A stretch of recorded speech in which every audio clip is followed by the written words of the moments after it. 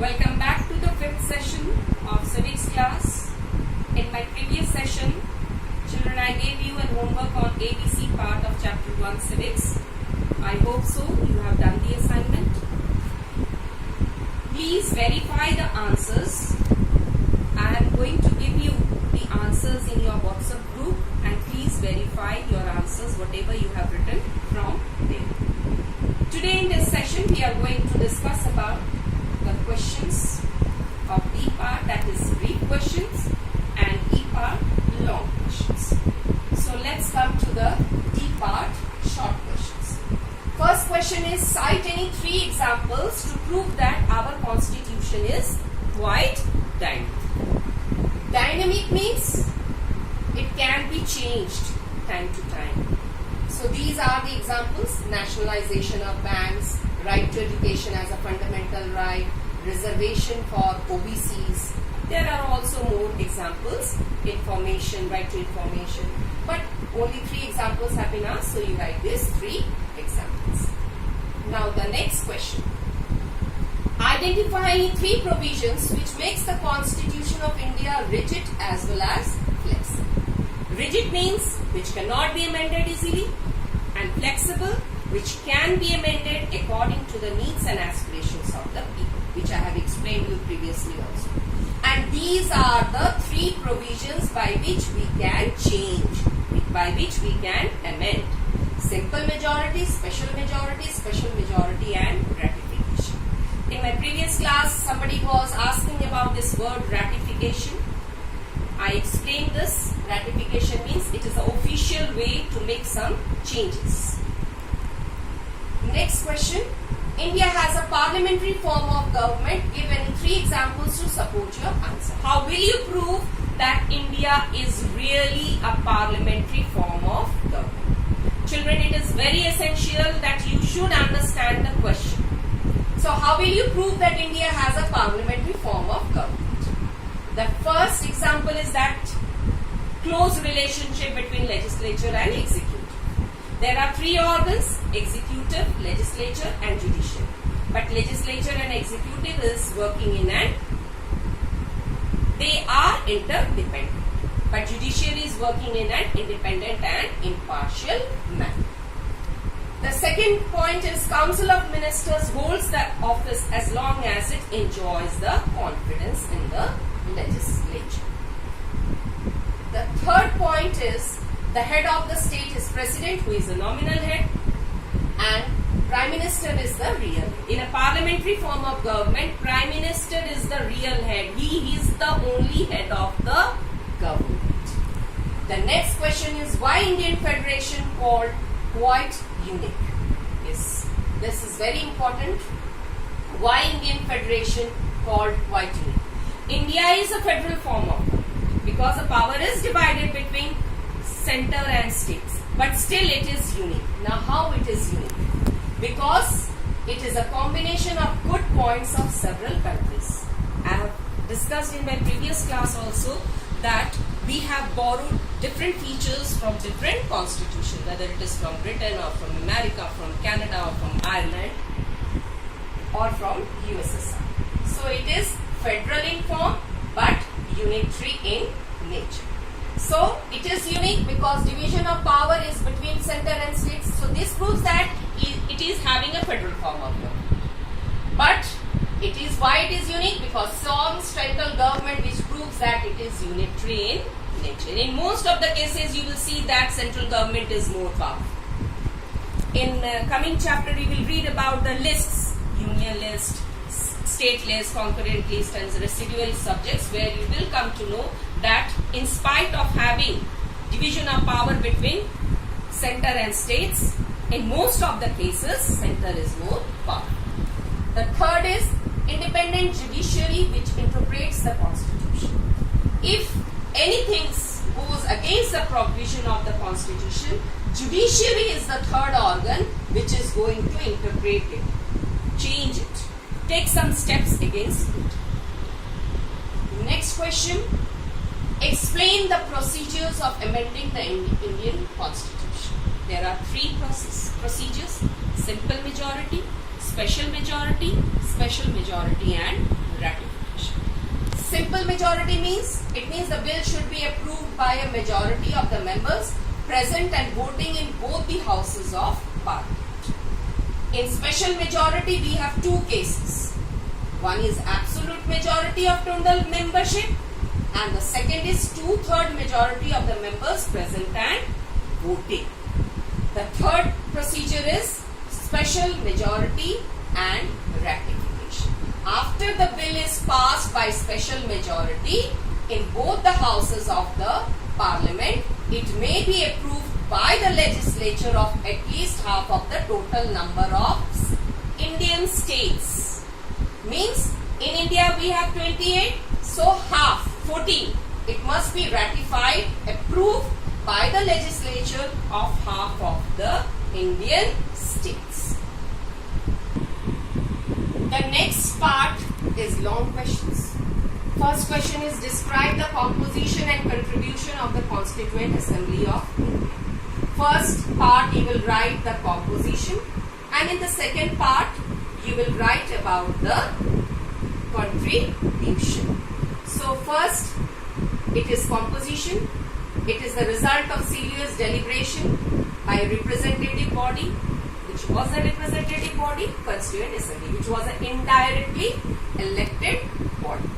The assembly included these personalities: Dr. Bhimrao Ambedkar, Rajendra Prasad, Jawaharlal Nehru,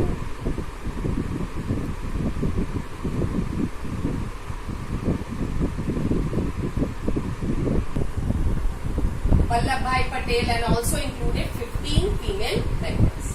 Now these are the contribution of those framers of the Constituent Assembly. Features of democracy was achieved because the main target was the democracy, where the rights of the people will be protected, where the people will be having the ultimate right. Second, guarantees justice, equality and freedom to all people. These things were not availed by our Indians before independence. That's why this was being more given focus, or you can say more stress was given to justice, equality and freedom. And lastly, ending the exploitation. As you all know that our Indian people were very much exploited in the hands of Britishers. So ending the exploitation, this was also main motto of the framers of the Constituent Assembly. The next question is, describe any 5 silent features of Indian Constitution. Previously also I have explained you number of features: unique, lengthiest, written, rigid, flexible, unitary and federal, parliamentary form of government. So here we are going to write the 5 features. The first is lengthiest. It is divided into 22 parts, 395 articles and 12 schedules. Second is written. It was drafted and enacted by the Constituent Assembly. It was indirectly elected. Third is rigid and flexible. Rigid means which cannot be amended. Flexible, which can be amended because it is progressive in nature. Next feature is universal adult franchise. You have read previously also in 6 and 7 that above 18 years of age, every citizen of India is entitled to vote without any discrimination on any grounds. Whether it should not be discriminated on the grounds of caste, color, creed, sex or religion. And the last feature is parliamentary form of government. Close relationship between legislature and executive. The Council of Ministers holds office as long as it enjoys the confidence. And the third point of parliamentary form of government is the head of the state is president, who is a nominal head, and the prime minister is the real head. Next question, 5 purposes which the Constitution of India serves towards strengthening democracy. Means what are the purposes by which we can make our democracy strong, strengthened one? First, it defines the nature of the political system of our country. Second, certain rights are guaranteed which is based on equality with the aim to establish social, political and economic justice. This point means that certain rights are being given which will be based on equality. Our first fundamental right is right to equality. Why? So that no any type of exploitation takes place and every people should get justice, socially, politically and economically. Next purpose, it guards our national interest. Our first focus is on our country's interest. So it guards our national interest. It also ensures that majority does not dominate the minorities. In our country, we have number of minority groups: Muslims, Christians, Jains, Buddhism, etc. Buddhists. But the majority should not dominate the minorities. That's why that type of constitution has been. The last purpose is lays down certain rules and regulations to safeguard against misuse of power. Our constitution has laid down certain rules and regulations so that after every 5 years when the government changes, when the power is given to those representatives or whoever forms the government, they should not misuse the power. Next question is, India is sovereign, socialist, secular, democratic, republic. Explain. I have previously also explained these terms. What does this sovereign, socialist, secular, democratic, republic means? Sovereign means our India is free from British rule. So it is free to take decisions regarding internal and external affairs. Next is socialist. Socialist means that everyone should be treated equal. No discrimination should take place because the aim is to end exploitation. Secular. Our country has no religion of its own and everyone is free to follow and propagate any religion it likes. Democratic. Ultimate, the power is in the hands of people. The people are giving vote, electing their representatives, and those representatives forms the government. So they are running the government on behalf of people. So the supreme power is vested in the hands of people. Republic means it is not a hereditary post. The head of the state is elected by the people. The last question, why do some people say that India is federation with unitary features? Explain with the help of 5 constitutional provisions. As I have told you earlier also that India has a federal form of government. There is a power division between center and state. But in most of the cases, or we can say that it is unitary in nature. So how we will prove this? That means we have to find out in the constitutional provisions those features, or you can say those examples which will prove the above statement. The first is powerful central government. In most of the cases, we will see that our government, central government is more powerful. Second is single citizenship. Whether we live in Maharashtra, whether we live in Bihar, we always have a single citizenship. We always say that we are Indians. Whereas in America and Australia, we have dual citizenship.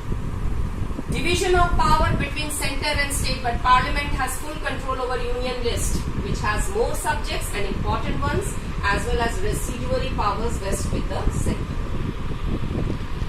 Power is divided between center and states, but in case of many cases, we will see that union government is more powerful. I have discussed this union list, state list, residuary subjects. In 3rd chapter, we will come across these lists in detail. Next is integrated judicial system with the Supreme Court at the top and the State High Court below it. Integrated judicial system. Integrated means one is attached to the other. But the highest apex court is Supreme Court, and the other high courts and subordinate courts, lower courts are working under Supreme Court. Single constitution is followed in India, and no such power is given to the states to frame their own constitution.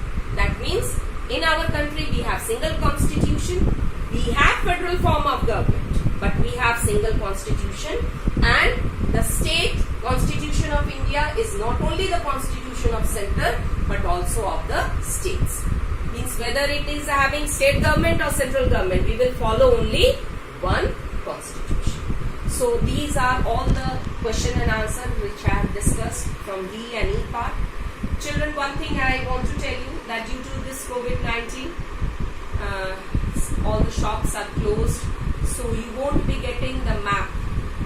So when the school will reopen, then we will be doing the map in class. So the questions which I have discussed here from D and E part, this is your home assignment, that please do this in your civics copy. I hope so. You all have understood. Stay at home, stay healthy, stay safe.